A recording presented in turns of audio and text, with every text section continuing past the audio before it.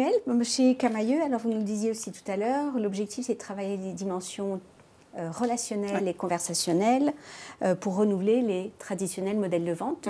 À quelles nouvelles intelligences justement faites-vous appel aussi pour atteindre ces objectifs ? Alors, on travaille vraiment surtout de la même façon, sur la même logique de parcours client complet, avec la logique online, offline, bien évidemment, puisqu'on a 650 magasins, donc en gros, il y a un magasin Camaïeu à peu près à chaque coin de rue, et à peu près dans chaque centre commercial. Et en même temps, bien évidemment, les usages de nos consommatrices, c'est d'être aussi de plus en plus online. Alors, la plupart du temps, pour nous, pour préparer leur visite en magasin, puisqu'on sait à peu près qu'on a 70 à 80% de nos achats magasins qui ont été engrangés ou à un moment qui sont passés par le site en amont.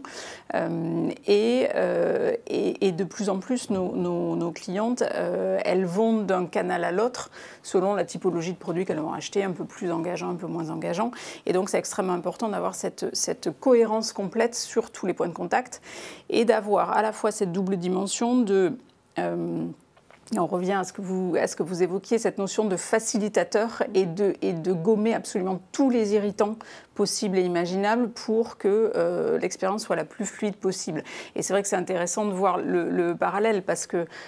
concrètement, nos consommateurs sont les mêmes. Ils n'ont pas un comportement sur un secteur d'activité qui ne serait pas le même que sur un autre. C'est des consommateurs universels et c'est vrai qu'on voit de plus en plus qu'un usage qui va être initié par un secteur, très très vite et de plus en plus vite, se répand sur l'intégralité de leur comportement.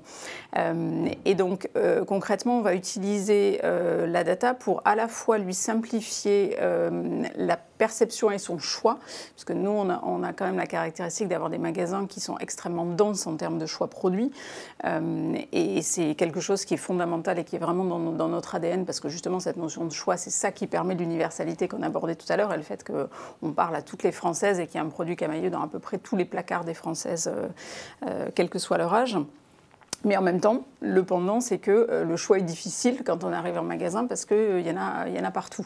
Et donc le sujet, c'est justement via la data et en amont de son parcours, de pouvoir analyser, regarder ce qu'elle a pu acheter avant, également ce que d'autres profils qui lui ressemblent ont pu acheter pour pouvoir lui proposer de façon très évidente quand elle est sur le site en particulier ou dans les newsletters, puisqu'on lui parle aussi très très régulièrement, les produits qui vont être les plus appétants et qui vont permettre que quand elle va arriver sur le point de vente ou quand elle va commander en ligne, elle va être directement en train de chercher quelque chose en particulier. Et c'est vrai que par exemple, donc on utilise un moteur de recommandation produit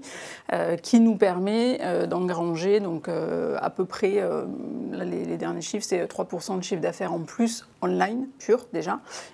sans compter le magasin, simplement parce qu'on lui a poussé le bon produit en termes de recommandation qui va être basé sur tout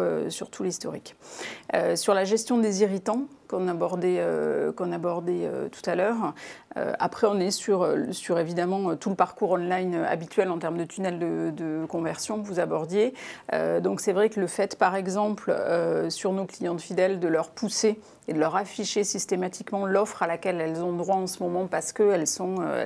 porteuses de la carte de fidélité, permet là aussi d'améliorer évidemment beaucoup plus naturellement la conversion. Là, on est en général autour de 8% de chiffre d'affaires en plus parce qu'on lui a affiché et parce que en plus l'effet induit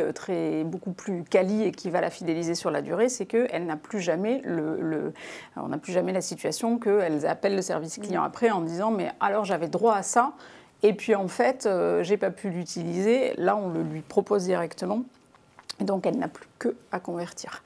Et puis, évidemment, après, si je parle du tunnel de paiement, par exemple, l'étape de paiement qui est absolument incontournable et sur laquelle il faut aller le plus vite possible, là, de la même façon, on va pouvoir, en analysant la donnée, lui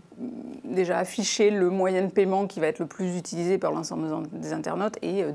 dans quelques semaines, lui afficher celui qu'elle utilise en priorité pour là aussi que ce soit extrêmement fluide et extrêmement facilitant. La data aussi, elle intervient avec la partie IA sur la chaîne de valeur du produit. Absolument. Donc ça, c'est la dimension qu'on va pouvoir activer maintenant, parce que c'est vrai que la data a été assez nativement utilisée sur tout le scope et CRM et digital, très très naturellement, puisqu'entre autres, on l'utilise aussi pour mixer les canaux de communication, puisqu'on utilise de l'email, du SMS, et on sait mesurer maintenant très précisément à quoi elle est le plus appétente et à quoi elle va le plus réagir, et donc du coup allouer les moyens très finement, et de plus en plus également sur les autres canaux que vous évoquiez tout à l'heure, donc en dehors de notre écosystème, et on va pouvoir, grâce à une DMP, aller afficher proprement et précisément sur Facebook par exemple, sur des clientes ou des consommatrices qu'on n'aurait pas encore et pas sur les nôtres qu'on peut toucher par ailleurs. Mais en tout cas, donc voilà, sur le scope, je vais dire, marketing, digital et CRM, c'est déjà en effet relativement engagé. Le sujet maintenant aujourd'hui, c'est en effet de remonter beaucoup plus en amont sur la chaîne de valeur, sur la création des collections, pour qu'elles soient le plus adaptées possible et qu'elles aient le plus de potentiel de succès et de vente par la suite. Et également sur le levier clé pour nous aujourd'hui, qui est toute la supply et toute la logique d'allocation des produits selon les magasins ou dans le stock omnicanal, puisque par nature on est sur un cycle produit qui est relativement court, puisque on est sur des saisons et même des parties de saison avec des actua de plus en plus fréquentes, et que le sujet c'est comment est-ce qu'on arrive à vendre le plus tôt possible dans la saison un produit pour éviter d'avoir à le solder à la fin, voire à le garder en résiduel. Donc, par nature, il faut qu'il soit physiquement au bon endroit, au bon moment, pour avoir le plus de potentiel d'être vendu, et non pas de rester dans un stock qui, derrière, va générer du résiduel. Et tout ça avec à la fois des magasins physiques et maintenant un stock omnicanal, puisque notre sujet, c'est évidemment que ce produit-là, elle va pouvoir tout autant le commander et décider de se le faire livrer chez elle qu'aller le chercher dans un magasin. Donc c'est vrai que la data et l'intelligence artificielle va nous permettre de travailler cette dimension-là et d'être de plus en plus fin sur l'allocation du produit.